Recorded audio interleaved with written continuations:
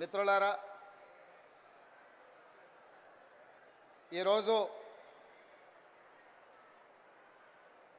ఇందిరమ్మ 107వ జయంతి.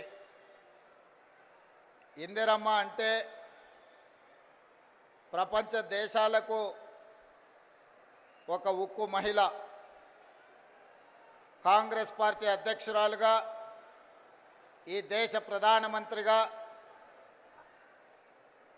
వారు చివరి శ్వాస వదిలినప్పుడు తెలంగాణ ప్రాంతం మెదక్ పార్లమెంటు నియోజకవర్గానికి ప్రాతినిధ్యం వహిస్తూ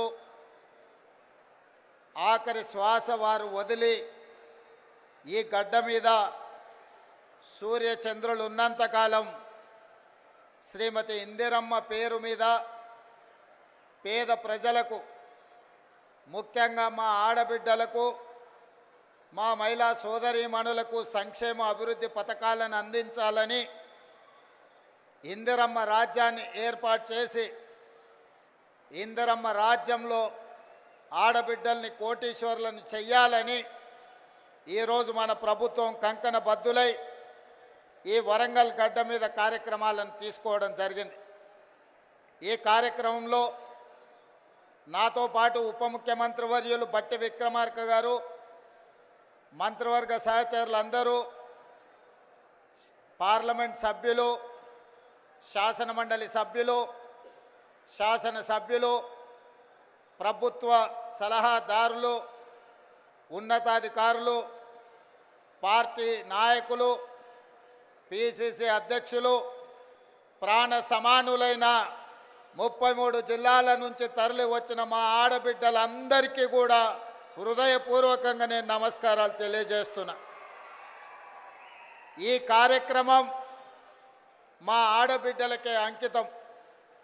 ఎందుకంటే ఈనాడు నేను తెలంగాణ రాష్ట్ర ముఖ్యమంత్రిగా అయినా, నేను ఆనాడు కాంగ్రెస్ పార్టీ తెలంగాణ శాఖకు అధ్యక్షుడిని అయినా ఆడబిడ్డల ఆశీర్వాదంతోనే, సోనియమ్మ ఇచ్చిన అవకాశంతో కాంగ్రెస్ పార్టీ అధ్యక్షుడు అవ్వడమే కాదు, వీడికి తరలి వచ్చిన వేలాది మంది ఆడబిడ్డలు గ్రామ గ్రామాన, తండాలలో, గూడాలలో, మారుమూల పల్లెల్లో ఇందిరమ్మ రాజ్యం రావాలి, మీ రేవంత్ అన్న ఈ తెలంగాణ రాష్ట్రానికి ముఖ్యమంత్రి అవ్వాలని మనసు నిండుగా ఆదరించి ఆహ్వానించి మీ భుజాల మీద మోసిండ్రు. కాబట్టి ఈరోజు ఈ వేదిక మీద ఉన్న పెద్దలందరూ నాతో సహా ఈరోజు వివిధ బాధ్యతలను నిర్వహిస్తున్నాం.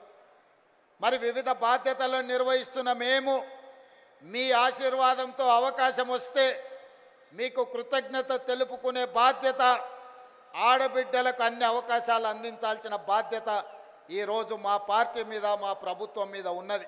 అందుకే ఆనాడు 2014 నుంచి 2019 వరకు ఆనాటి ముఖ్యమంత్రి చంద్రశేఖరరావు గారు మంత్రివర్గంలో ఒక్క ఆడబిడ్డ కూడా మంత్రిగా లేకపోయినా 5 సంవత్సరాలు మౌనంగా ఉన్న ఆడబిడ్డలు ఆ తర్వాత ఇచ్చిన తీర్పుతో మొదటి మంత్రివర్గంలోనే మీ అభిమాన నాయకురాలు శ్రీమతి కొండా సురేఖ గారు, మా సోదరీమణి సీతక్కను ఈరోజు మంత్రివర్గంలో ఈ ఓరుగల్లు గడ్డ మీద నుంచే ఈ ఆడబిడ్డలను మంత్రివర్గంలో ప్రముఖ స్థానం ఇచ్చి ఈనాటి ఈ సభా నాయకత్వాన్ని కూడా ఆ ఆడబిడ్డల చేతుల్లోనే పెట్టడం జరిగింది. ఇదే కాదు, వరంగల్ పార్లమెంటు నుంచి కూడా డాక్టర్ కడియం కావ్యను ఈరోజు పార్లమెంటు సభ్యురాలుగా ఈ తెలంగాణ రాష్ట్రం నుంచి పార్లమెంటులో గలం విప్పుతుందంటే ఒక ఆడబిడ్డ ఈరోజు వరంగల్ ప్రాంతం నుంచి పార్లమెంటుకు ప్రాతినిధ్యం వహిస్తుంది. అదే కాదు, పాలకుర్తిలో మీకు తెలుసు, ఒక రాక్షసుడు అక్కడ రాజ్యమేలుతుంటే మీ సోదరీమణి యశస్విని రెడ్డి ఆ రాక్షసుని బండ, ఆయన పెద్ద రాజకీయ కొండ కదా, ఆ కొండను ఎట్లా ఢీకొంటామని పాత్రికేయ మిత్రులు అడిగితే కొండైనా దెబ్బ కొడితే పగులుతుందని చెప్పి ఆ కొండను బద్దలు కొట్టి పాలకుర్తి గడ్డ మీద కాంగ్రెస్ పార్టీ జెండాను ఎగరేసింది కూడా ఈరోజు ఆడబిడ్డనే అన్న సంగతి నేను ఈ సందర్భంగా చెప్పదలుచుకున్నా. ఇవాళ మన తెలంగాణ రాష్ట్ర ప్రభుత్వానికి చీఫ్ సెక్రటరీగా ఆడబిడ్డనే ఉన్నది. ఈరోజు మహిళా అధికారులు అనితా రామచంద్రన్ గారు కానీ, దివ్య గారు కానీ, ఈరోజు శ్రీజన గారు కానీ, వరంగల్ అదేవిధంగా హనుమకొండ కలెక్టర్లుగా ఈరోజు ఆడబిడ్డలే అధికారంలో ఉన్నారు. ఇవాళ ఈ వరంగల్ కార్పొరేషన్కి మేయర్గా కూడా ఆడబిడ్డనే ఉన్నది. ఇలా చెప్పుకుంటూ వెళ్తే ఈరోజు ఇందిరమ్మ జయంతి సందర్భంగా ఈ వేదిక మొత్తం వేదిక మీదనే కాదు, వేదిక ముందు కూడా వేలాది మంది ఆడబిడ్డలే ఇది ఆడబిడ్డల రాజ్యం అని ధైర్యంగా చెప్పుకునే అవకాశం ఈ ప్రభుత్వం మాది, మా అధికారం నడుస్తుంది అని ఆడబిడ్డలు గుండె ధైర్యంతో మాట్లాడే అవకాశం ఇవాళ ఇక్కడికి వచ్చింది. ఉదయం ఈరోజు నేను స్వయం సహాయక సంఘాలకు సంబంధించిన ఆడబిడ్డల స్టాల్స్ నేను చూస్తే పెద్ద పెద్ద పారిశ్రామికవేత్తల కంటే, ఒకప్పుడు పారిశ్రామికవేత్తలంటే టాటాలు, బిర్లాలు, ఆ తర్వాత అదానీ, అంబానీలో గురించి విన్నాం. కానీ ఈనాడు మన కళ్ళ ముందు ఆ స్టాల్స్ చూసినప్పుడు ఇవాళ మా ఉప ముఖ్యమంత్రి బట్టి విక్రమార్క గారు సోలార్ పవర్ ప్రాజెక్టులు ఇవ్వాలని, 1 కోటి మంది మహిళల్ని కోటీశ్వరులను చెయ్యాలన్న ఆలోచన చెబుతుంటే టాటా, బిర్లాలనే కాదు అదానీ, అంబానీలను తలదన్నే వ్యాపారవేత్తలుగా మా ఆడబిడ్డల్ని ఇందిరమ్మ రాజ్యంలో తయారు చేసి కార్పొరేట్ కంపెనీలకు సవాలు విసిరి ఈరోజు సౌర విద్యుత్ ప్రాజెక్టులు ఆడబిడ్డలకు ఇవ్వడానికి ఇవాళ మన ప్రభుత్వం నిర్ణయం తీసుకున్నది. నేను అడుగుతున్న 10 సంవత్సరాలు అధికారంలో ఉన్న వాళ్ళను, నిన్న మొన్న టీవీలలో చూస్తున్నా మా నాయని రాజేందర్ రెడ్డితో ఒక ఆయన వాదిస్తున్నాడు, మేం చేసిందేదో మీరు వచ్చి టెంకాయ కొడుతురని. నేను ఆ పెద్ద మనిషికి చెప్పదలుచుకున్నా, కాళోజీ కళాక్షేత్రం కట్టడానికి 10 సంవత్సరాలైనా పూర్తి చేయడానికి మీకు చేతులు రాలేదు అని అంటే ఈరోజు మీ బుద్ధి ఏందో, మీ ఉద్దేశం ఏందో ఇవాళ స్పష్టంగా అర్థమైంది. మీ చేతగాని తనం వల్ల మీరు దద్దమ్మలు కాబట్టే కాళోజీ కళాక్షేత్రాన్ని మీరు పూర్తి చేయలేదు కాబట్టే కాళోజీ కళాక్షేత్రాన్ని పూర్తి చెయ్యాలి అని నాయని రాజేందర్ రెడ్డి 50 సార్లు హైదరాబాద్కు వచ్చి సచివాలయంలో కూర్చొని ఇన్ఛార్జ్ మంత్రి శ్రీనివాస్ రెడ్డి గారితో చర్చించి ఈరోజు బట్టి విక్రమార్క గారితో 45 కోట్ల రూపాయలు ఒక్కటే విడతలో విడుదల చేయించి ఈరోజు కాళోజీ కళాక్షేత్రాన్ని మనం పూర్తి చేసుకోవడం జరిగింది.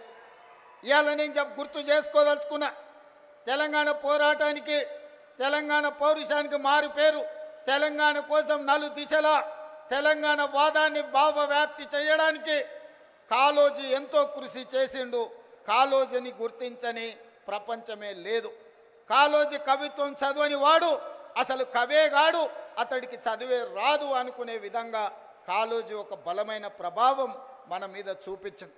అలాంటి కాళోజీ కళాక్షేత్రాన్ని 10 సంవత్సరాలైనా ఆనాటి ప్రభుత్వంలో ఉన్న పెద్దలు పూర్తి చేయకపోతే వచ్చిన తర్వాత నా బాధ్యతగా భావించి కాళోజీ స్ఫూర్తిగా ఇదే ప్రాంగణంలో రైతు సంఘర్షణ సభను ఏర్పాటు చేసి రైతు డిక్లరేషన్ రాహుల్ గాంధీ గారితో చేపించిన తర్వాత తెలంగాణలో కాంగ్రెస్ పార్టీ స్థితిగతులు మారినాయి.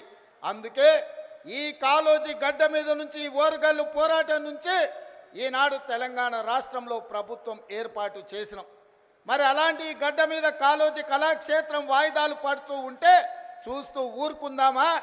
ఏది ఏమైనా ఎంత ఖర్చైనా కాళోజీ కళాక్షేత్రాన్ని పూర్తి చెయ్యాలన్న పట్టుదలతోటి ఇవాళ కాళోజీ కళాక్షేత్రాన్ని పూర్తి చేసుకొని ఇందిరమ్మ జయంతి నాడు ఈరోజు మనం ప్రారంభించుకున్నాం. మీరు చెయ్యాలన్న ఆలోచన చేయలే. కనీసం చేసిన వాళ్ళను అభినందించడానికి మీ అధినేతలకు ఒకవేళ అభ్యంతరం ఉంటే మీరు నోరు మూసుకొనైనా ఉండండి తప్ప చేసే వాళ్ళ కాళ్ళల్లో కట్టెబెట్టాలన్న ఆలోచన చెయ్యకండి. వచ్చేసారి డిపాజిట్లు కూడా దక్కవు అని చెప్పి నేను వాళ్ళకి చెప్పదలుచుకున్నా. అదేవిధంగా మిత్రులారా, ఈ వరంగల్, హైదరాబాద్ ఆనాడు నిజాం రాజులు పాలించినప్పుడు ఈ వరంగల్ సామ్రాజ్యం, కాకతీయుల కంచుకోటలు, రాణి రుద్రమ, ప్రతాప రుద్రుడు ఒక పక్కన ఈ దేశానికి, ఈ ప్రపంచానికి తలమానికమైన ఒక గొప్ప పరిపాలన అందించి కాకతీయులు కట్టిన గొలుసుకట్టు చెరువులు ఇవాళ ప్రపంచానికే ఆదర్శమైన నగరం. ఈ నగరం చారిత్రాత్మకమైన నగరం.